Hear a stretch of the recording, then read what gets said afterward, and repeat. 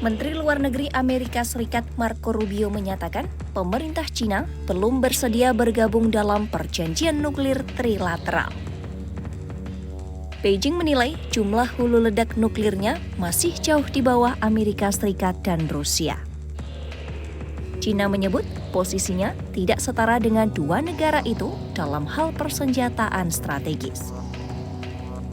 Sementara itu, Washington menilai perjanjian nuklir modern harus mencakup 3 kekuatan besar dunia. Rubio menyatakan struktur keamanan global tidak lagi sama seperti era Perang Dingin yang hanya berpusat pada Washington dan Moskwa. Ia menilai kesepakatan nuklir abad 21 akan kehilangan legitimasi jika tidak melibatkan China. Well, we think ultimately in the 21st century, for there to be a true arms control agreement, it has to involve China. Their stockpiles have increased dramatically.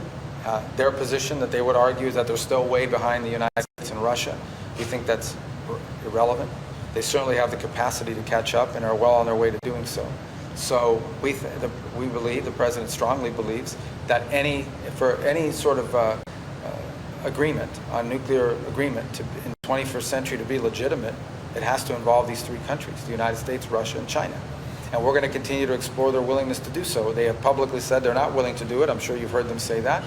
Pemerintahan Amerika Serikat menilai argumen China tidak lagi relevan dalam konteks keamanan global saat ini. Rubio menegaskan kemampuan China untuk mengejar ketertinggalan justru menjadi alasan mendesak untuk membentuk kesepakatan baru. Washington menilai tanpa keterlibatan China, arsitektur pengendalian senjata global dapat kehilangan daya guna.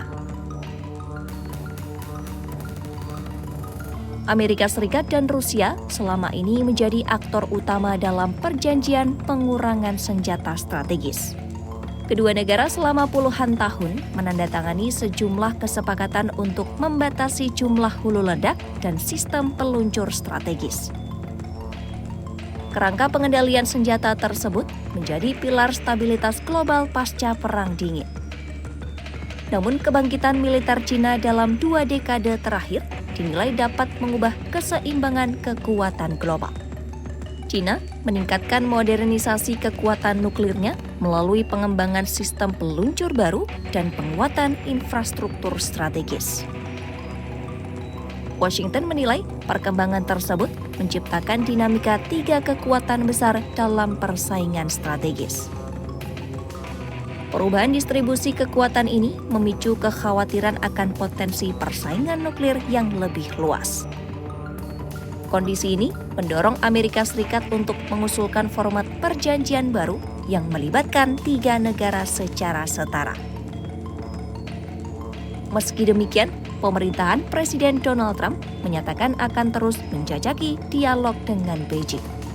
Rubio menyampaikan Amerika Serikat dapat memberikan tekanan dan mendorong pembahasan, namun tidak dapat memaksa China untuk bergabung.